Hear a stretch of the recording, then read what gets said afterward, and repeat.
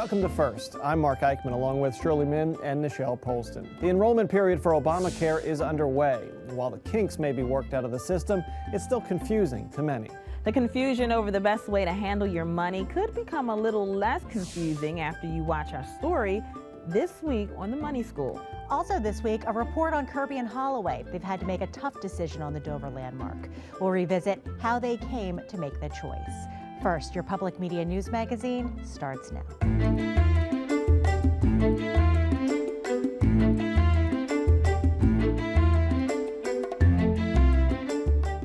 The window to sign up or change your health insurance under the Affordable Care Act is here. The computer glitches are gone, but confusion remains. First Look reports on some of the cautionary tales that still go into picking a plan. Here's Alana Gordon of the WHYY Health and Science Desk and the Pulse with the story.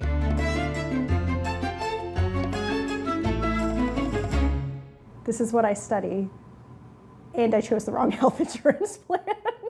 Wong didn't realize that her doctor wasn't covered under the plan she went with last year through work, so she had to switch doctors or pay for it completely out of pocket.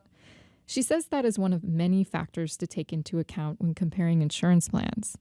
At Penn, she's been researching how well websites like healthcare.gov outline these differences.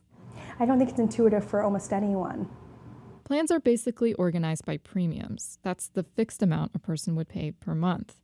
But a plan's deductible, out-of-pocket maximum, coinsurance, and copay may also affect a person's overall healthcare costs.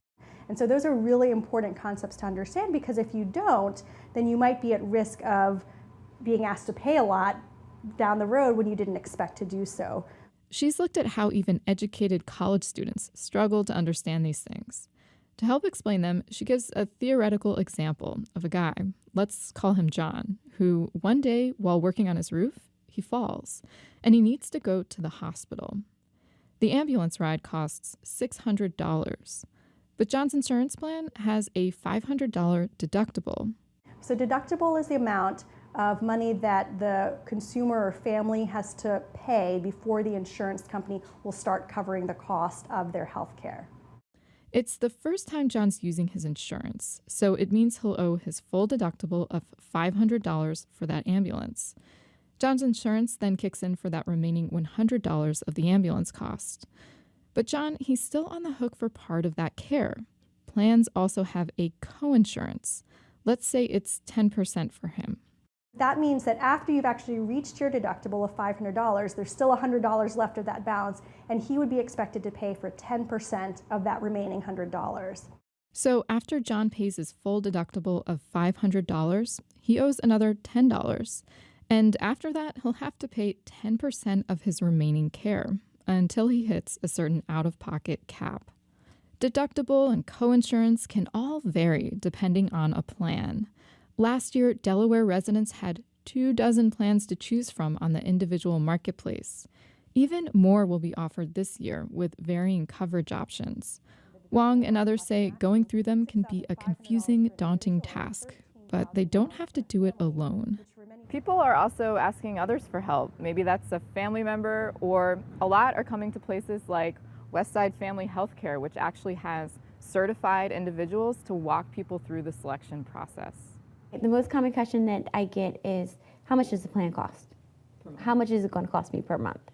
Sandra Montavan is an enrollment specialist. Hundreds of people have sought help here. She says many are quick to pick the plan that has the lowest premium, which often comes with a high deductible. That could work if a person doesn't need a lot of care. She recalls one individual, though, who learned what the deductible means the hard way. At that time, they were worried about, I need insurance, let me get covered, I'm going to go my cheapest route.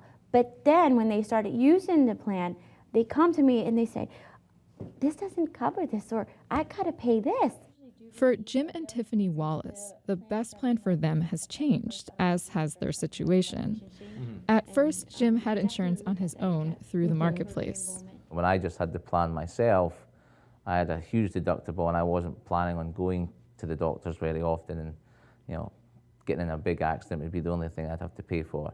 Enter Tiffany. They got coverage together.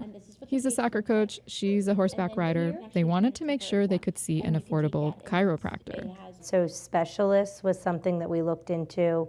Do they cover specialist visits? How many do they cover? And then last winter, they adopted a baby girl. Montalvan helped them review their options. She showed them that they qualified for financial discounts, which they didn't realize. And she helped them sort out some unanticipated problems when signing up their daughter. In the end, they settled on a plan that's $700 a month and has a combined $1,500 deductible for all three of them. I'm pretty comfortable with this plan. I mean, I think the monthly amount is something that we can cover fairly easy. You know, the deductible is not that high that it would break the bank, you know, if we met it. And I'm happy we can continue to see all the same doctors that we know and have a history with. It's decision time now for the Wallaces. If they don't like the options before them, they can change during this open enrollment period. In Delaware, there are 30 options from 3 companies. Go to choosehealthde.com or healthcare.gov to learn more. Oh, and be prepared for some sticker shock. Highmark Insurance is up 22%. Aetna is up about 16%. You can follow our reporting about the Health Care Act and the open enrollment period on newsworks.org/Delaware. Follow Ilana Gordon on the Pulse Fridays at 9 a.m. and Sunday morning at 10 on WHYY FM 90.9. Coming up on First, the history of printmaking is on display in our first experience, and come behind the scenes to see what it takes to renovate this old house on TV. Texas Governor Greg Abbott wrapped up a 3-day trip to Cuba this week. He was hoping to establish an economic partnership as diplomatic relations with the United States continue to strengthen. One of those instrumental in the logistics for renewed relations with Cuba was former Wilmington City Councilman Steve Martelli. He was back home recently, where we sat down with him at Toscana's restaurant in his old district.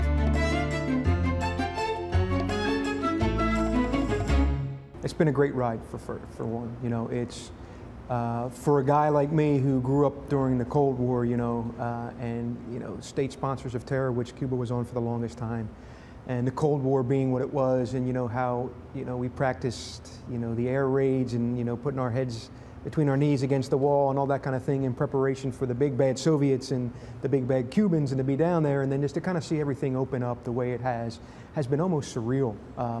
You know, the flag raising ceremony was unbelievable. You know, the Secretary Kerry came down, and I had an opportunity to work to be an integral part of a certain part of his visit, which was a great experience and great fun.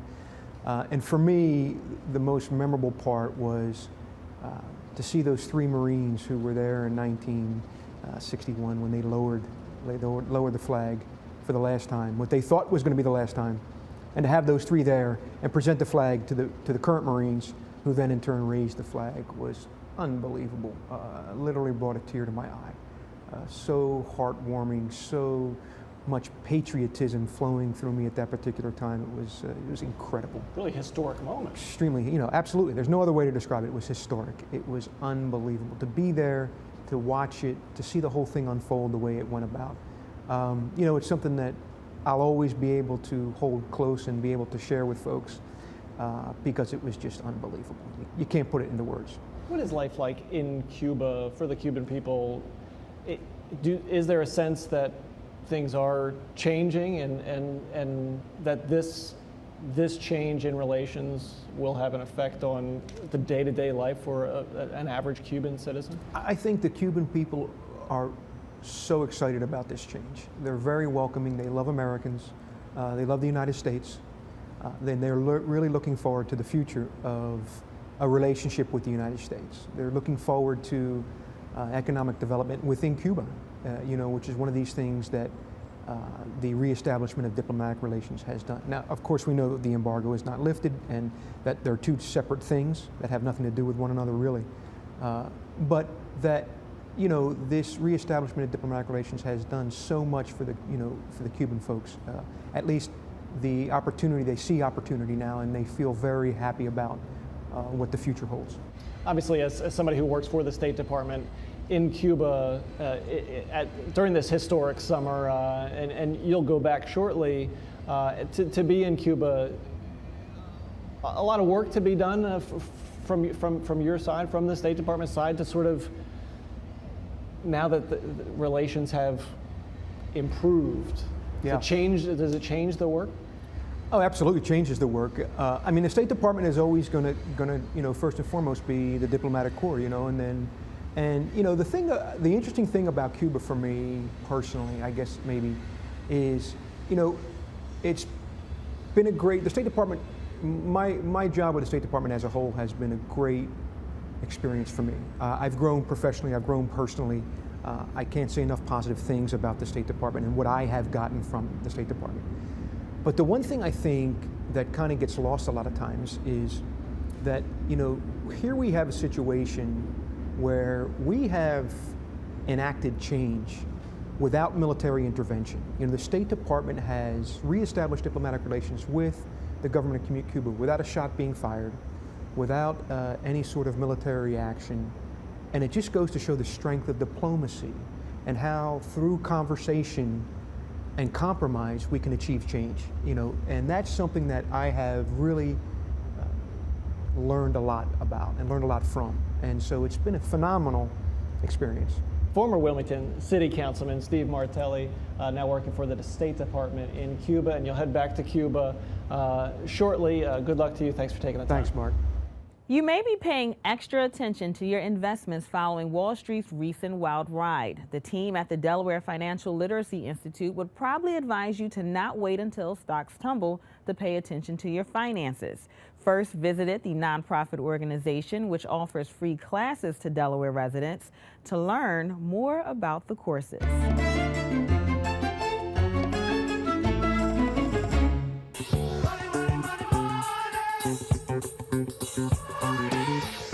Money, no doubt about it. It's a necessity. But some people seem to be better at making it and holding on to it. If you ask most people today why you're working, and a 95% answer is got to pay my bills. While the bills are getting paid, many are forgetting to pay themselves. When it comes to finances, for me, it's hard. It's not a pretty story. Regina Ross isn't alone.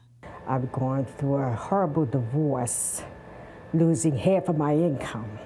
Ross is now on the road to recovery. That's thanks to the classes she takes at the Money School. This is free financial education for men and women, people of all ages. We see more and more women wanting to take charge of their money, wanting to know where their money's going, wanting to make sure they tell the money where to go. Ronnie Cohen is the executive director of the Delaware Financial Literacy Institute, home of the Money School. We have about 700 classes a year across the state. Most are in Newcastle County, and we do have a lot in Barron, Middletown, so people from Kent can attend. DFLI offers year-round programs that help Delawareans learn how to manage and make their money work for them. What I learned at the Money School was it gave me guidance, it gave me direction, it steered me in the right place to be and where to go, and it also made me feel like I was not alone, because they were there for me. The classes are designed to give students a basic understanding of financial issues like debt, savings, and investments. Rod Hausman is one of the instructors at the Money School. I teach several. One is 21 ways to find money to invest. Strategies to get out of debt is a big one. Building a secure financial future, principles of equities investing, and college costs a lot, ways to save now. So, and I teach them all through the state of Delaware, and businesses and churches and even groups. Hausman has come up with an answer to a question he gets often. Never too late. A friend of mine always says half a sandwich is better than no sandwich at all. So it's never too late to save. And I hear that in a lot of my classes. Oh, where were you 20, 30 years from now? Well, I'm here right now. Let's start now. For the most part, all of our teachers are volunteers, and they have to have at least 2 years experience in their field. They're not allowed to sell. They're not allowed to collect people's names and addresses. Cohen's interest in equipping people with the tools to understand their finances peaked during her years as a school teacher. We have a great program called Bank at School, and that's my favorite. That started when I was a teacher. We have banks that open once a week for children to deposit money in 80 schools across the state. Cohen is a strong proponent of instilling good financial habits early. To teach children to put a little bit of money aside, save early, save often, is a critical skill. Another critical skill Cohen wants people to learn: how to be successful entrepreneurs. Here at the Delaware Financial Literacy Institute, I am the director of the Center for Business Growth. This is a relatively new initiative that Ms. Ronnie Cohen, the director, has started. Audrey Scott Henson shows students how to take their business idea from concept to reality. We start the businesses and we take them from beginning, from idea to actual business being running properly and effectively. So when they launch, they're actually able to have a profitable business.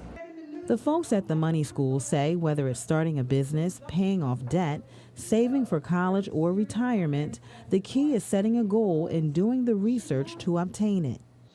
Oh, and back to that question about why are you working? You're working because you want to retire.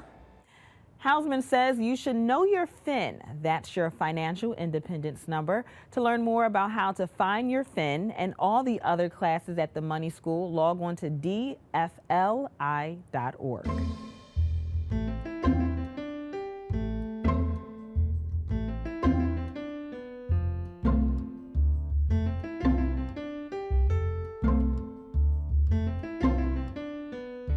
The Kirby and Holloway family restaurant was Delaware's diner for decades, until a devastating fire shut down the business. For a long time, the family said the landmark would be rebuilt, but now they're not so sure.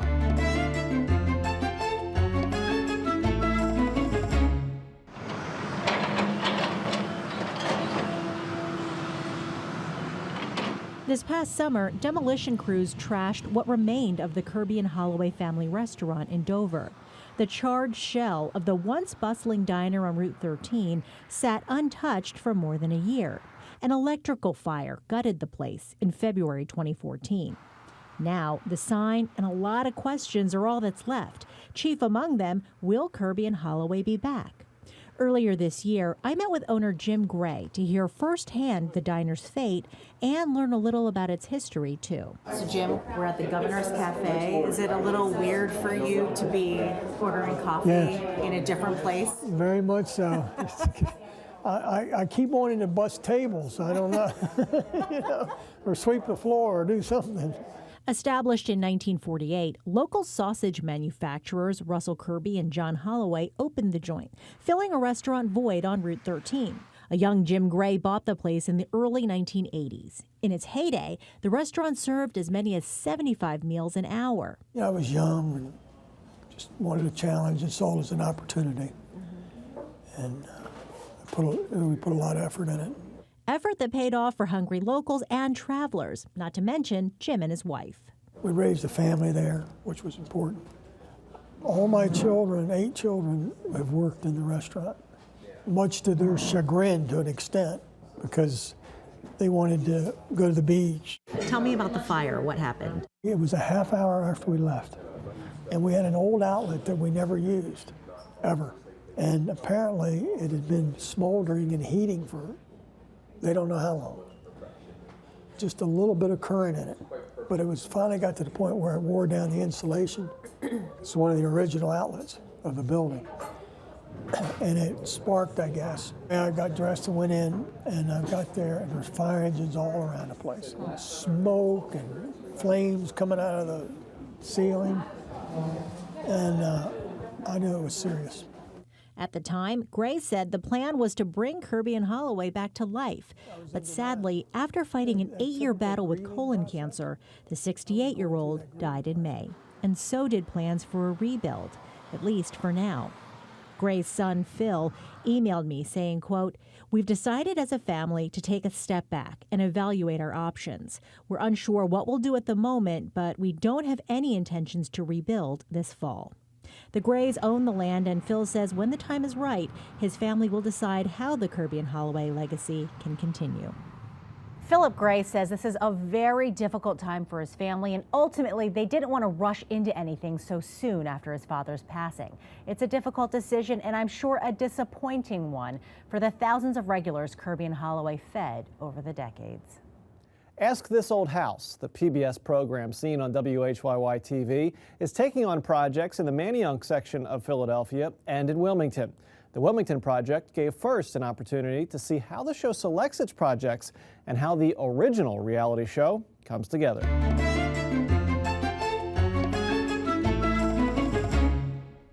Lights, cameras, action. The crew of PBS Ask This Old House rolled into Delaware at last. This charming home, nestled in the Wilmington neighborhood of Union Park Gardens, gave the show a chance to finally make their way to the first state. So this is our first trip to Delaware with Ask This Old House. We've been on the road for 14 seasons, and we're very excited to finally make it to Wilmington. It's always been on our radar. We just haven't found the right project until now. Wilmington residents Joel, Jane, and their daughter Helen reached out to the show in hopes they would help them out with a few repairs around their home. I feel like we really lucked out.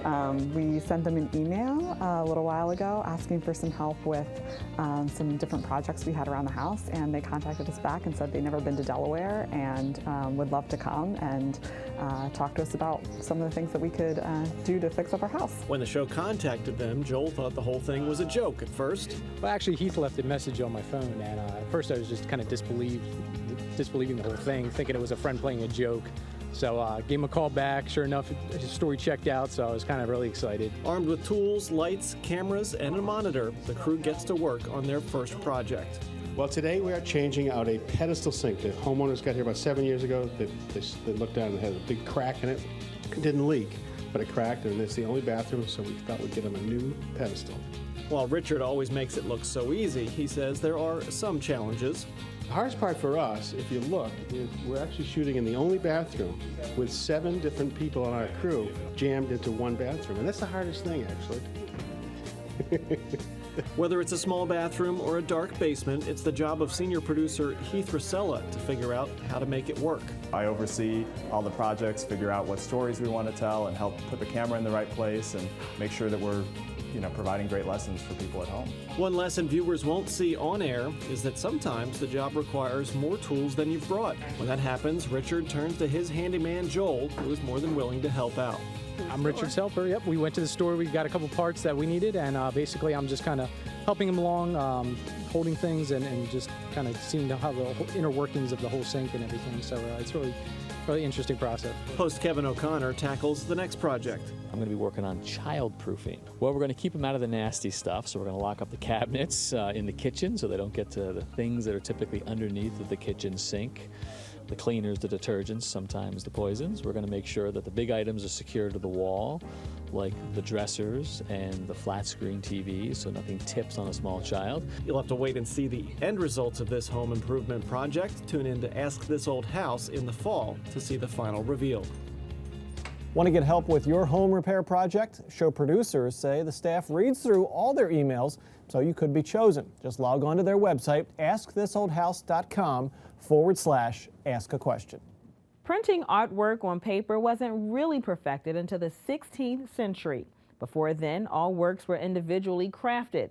Now the University of Delaware's Old College Gallery has put together old master prints and drawings for our first experience.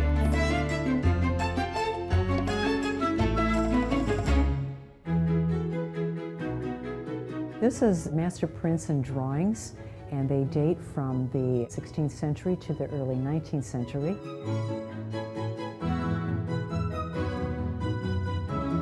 The way this exhibition is arranged is according to the materials and the techniques that the printmakers utilized. And in these earlier centuries, it would be things such as the woodcut, the engraving, and the etching.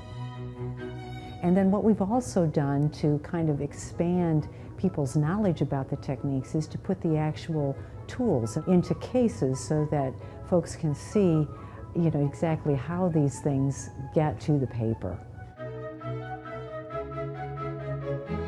These prints would appear in various places. Sometimes they would be book illustrations, sometimes they would be a memorial portrait of a person. Other times they would be in things like emblem books that would give people moral and ethical kinds of lessons. Other ones are strictly religious views, whether they're scenes from the Old or New Testament. Sometimes they're scenes in the lives of saints where they've had a vision, or in some cases the gruesome act of the martyrdom of a saint is often shown. Other kinds of things are just what we would call genre scenes, and those happened in and around the 17th century, where they would show everyday people doing everyday things.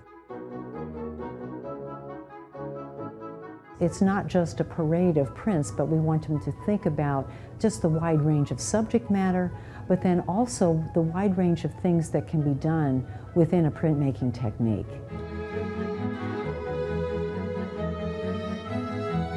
They are highly detailed in many cases. The actual production of a print and so forth is very time-consuming. Early on, a lot of the really important artists would have artisans that would actually cut the plates very painstakingly, paying attention to the master's drawing techniques. I think all of us need to have a sense of history and also have a sense of curiosity about, where we are now, but what went on before. If we look back, we can see that some of the kind of situations and so forth that you would see depicted in these prints are not a lot different than what we do now. We live in such a color and kinetic-filled world that I'm hoping that they can actually come to an exhibition like this and maybe take away some sense of enjoyment of something that maybe they've never even thought about or never even seen before. I just think prints are fabulous. It's one of the joyful things that I do every day in my work, and I would have to say that there'd be some days that if I'm just feeling like a little out of sorts or something, all I do is I go to the drawer that has the Rembrandt prints in it, and I think, yeah, this is why I do what I do. You can see the exhibit for yourself through December 11th at UD's Old College Gallery. For more information, visit them on the web at udel.edu/museums. And next week, the story behind the hidden secrets of the Delaware State Hospital. In this case, the story behind the tombstones can tell you a lot about the times. Plus, we have an editorial cartoon visit from Rob Torno. We'll have those stories and more next week. That is first for this week. We thank you for watching. For Nichelle Polston and Shirley Min, I'm Mark Eichman. Have a great week.